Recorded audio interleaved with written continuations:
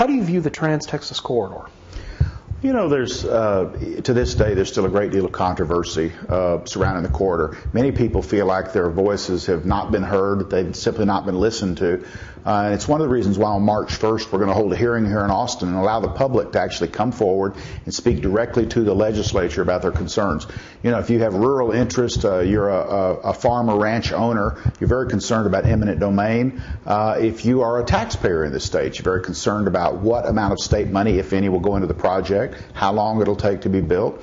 If you are an elected leader in one of our communities along I-35, you're concerned about what the Trans-Texas Corridor may do in terms of diverting business away from your business and your center of commercial activity in your small town or region. So there are a lot of reasons to be concerned, and of course the underlying concern being whether or not it's good public policy to have a private company operate a major Texas roadway, as will be the corridor should it ever be built.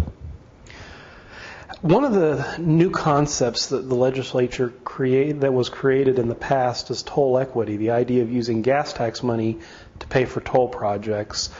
Do you think there are any changes that are needed in how we do toll equity or what we do with toll equity? Well, the term toll equity has been coined in that the Transportation Commission and TxDOT from time to time will have to financially supplement a toll project that may not have as great a volume, as great a usage in one part of the state as it might in others.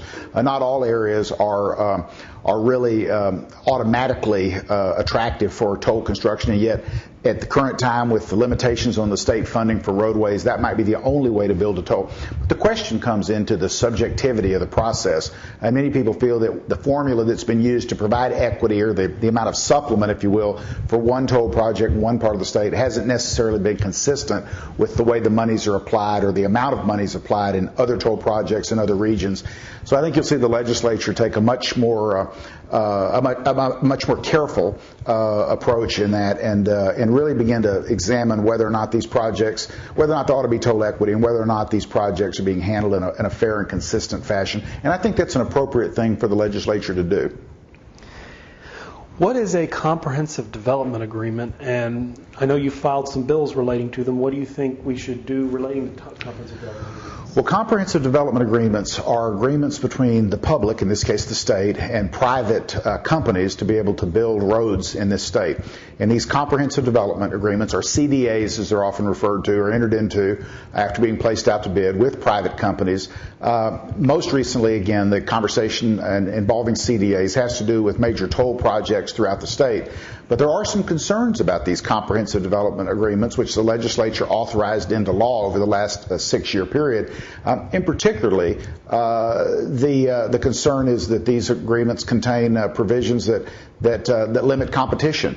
The non-compete provisions, as they're referred to, actually keep the state from going along and building other free roads that might ultimately compete with the toll roads over whatever the length of the CDA is, which is also part of the concern. These CDA agreements can extend 70 years, and in fact the Transportation Commission would like to take that limit off altogether, where in theory private operators could come in and operate these Texas roadways for a 100-year period of time. I think that's inappropriate and goes far beyond what ought to be the reasonable authority of the Texas Transportation Commission. So those are the kind of changes we'll be looking to make in the years ahead.